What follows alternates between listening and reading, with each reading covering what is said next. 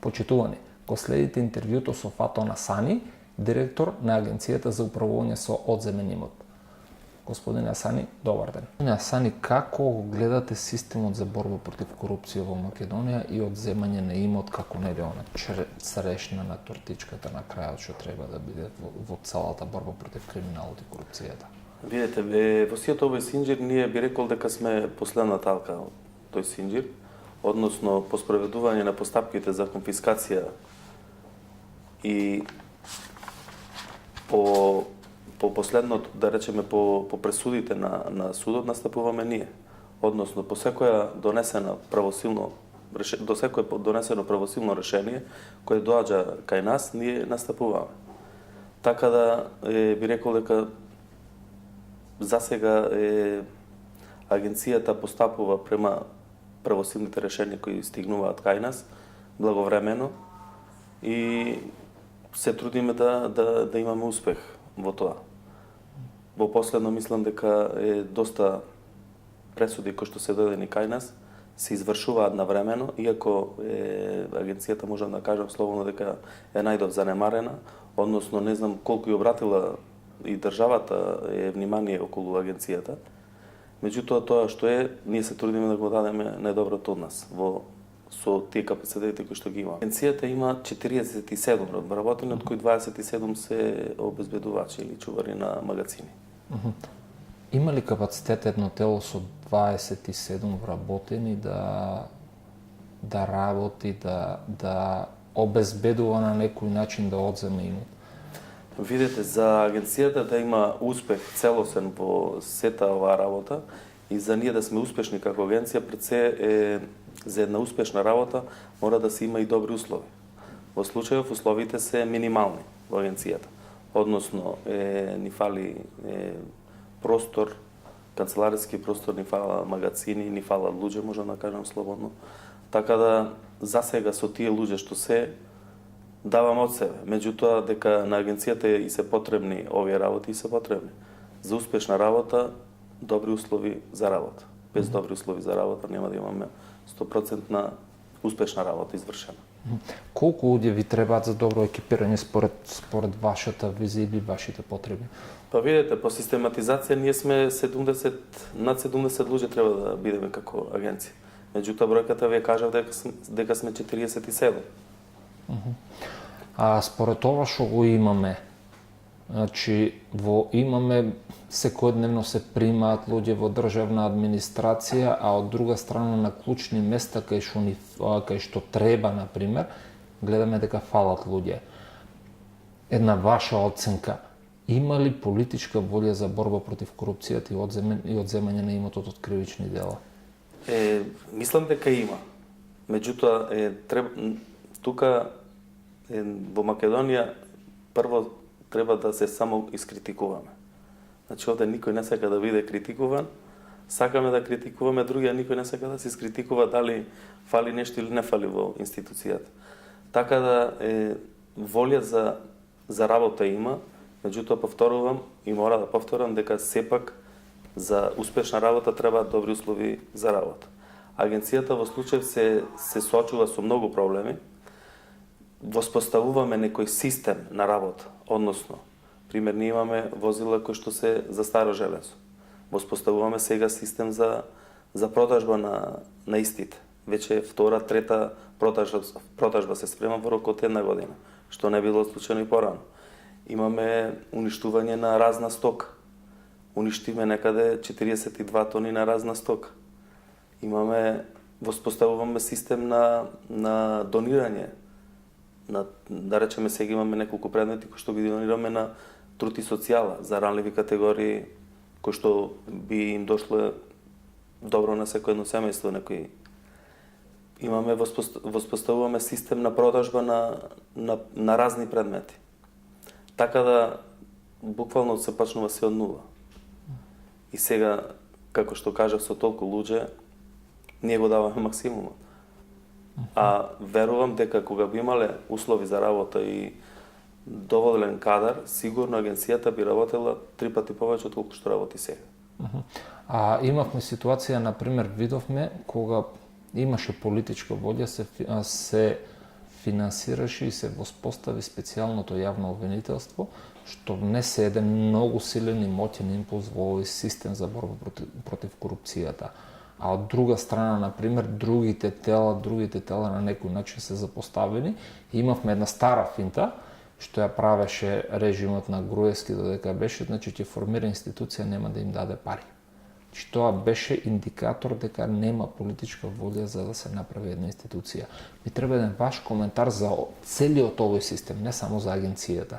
Че вие секојдневно сте поврзани дали со финансиската полиција, дали со судовите обвинителствата или со другите институции, колку од таму има импулс за борба против корупцијата и одземање? Видете, моје мислење е дека сите ние, односно новата власт, затекна уништени институции.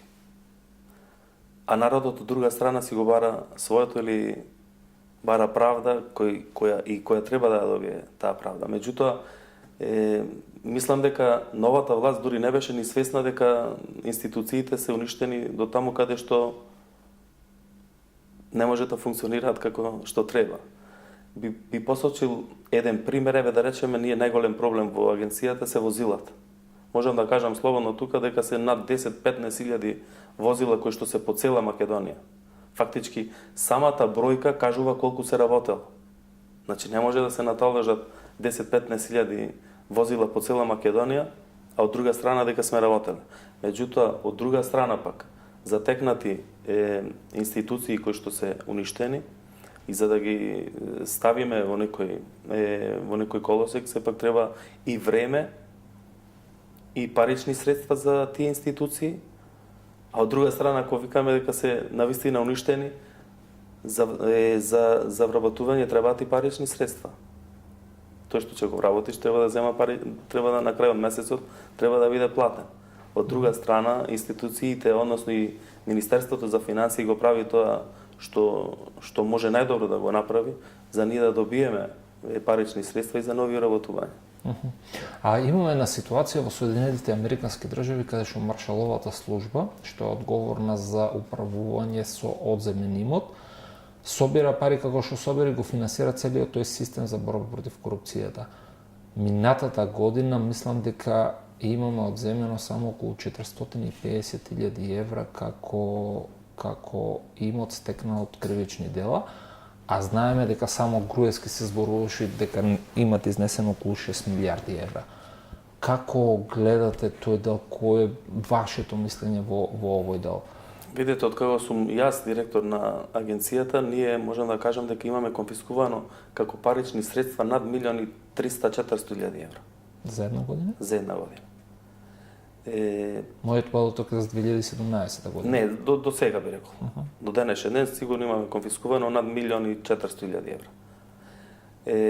Од друга страна, како недвижнини, претходно разговараме, ви кажав дека ако имаме 80-90 недвижнини конфискувани до ден денес, над 50 ги имам конфискувано само јас, односно агенцијата во текот на оваа година. Така да, меѓутоа, од друга страна, ние сме лимитирани, односно подпаѓаме под државен буџет.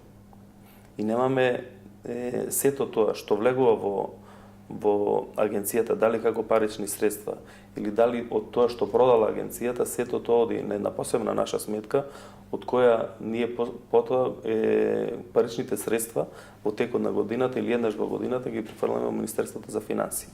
Така да оваа година ние префрлиме точно 61 милион денари, односно милион евра.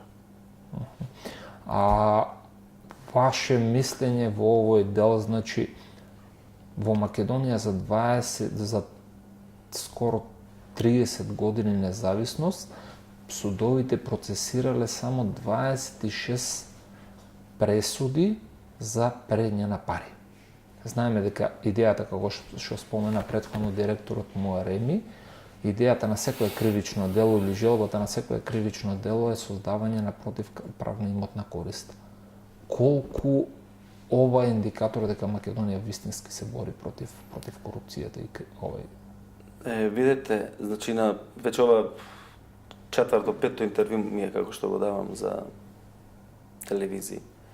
Така да можам слободно и на неколку пати ги обвинив судовите. Затоа што ние сме, како што кажав, последна алка во овој синџир. Доколку ни дојде правосилно решение, можеме да настапиме. Доколку не дојде, не можеме да настапиме. Меѓутоа, перцепцијата кај народов е агенцијата за одземен имот. И меѓутоа агенцијата за одземен имот настапува по решение, по судско решение. Не настапува по тоа кој бил криминалец или на кого што треба да му се одземе, па ние да настапиме. Така да и овој пат би ги обвинил судовите. Меѓутоа, од друга страна, ние припаѓаме на БАМИН мрежа и во таа БАМИН мрежа годинава ние доли председателството го имаше Македонија, беше одржана во јуни месец и со размена нашите искуства меѓу нас, кои што сме дел од таа БАМИН мрежа, инаку тоа се држави на екс-Југославија, и таму констатираме дека истите проблеми ги имаат и другите држави, односно судските процеси траат по 4-5 години.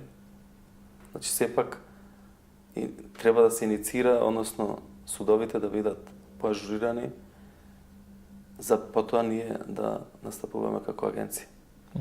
Претходно споменавте дека имате околу 15.000 возила.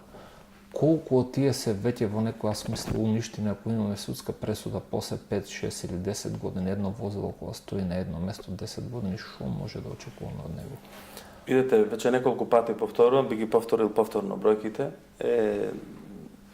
Можам да кажам дека шумска полиција има на нивни список над 2.500 возила. Одземени од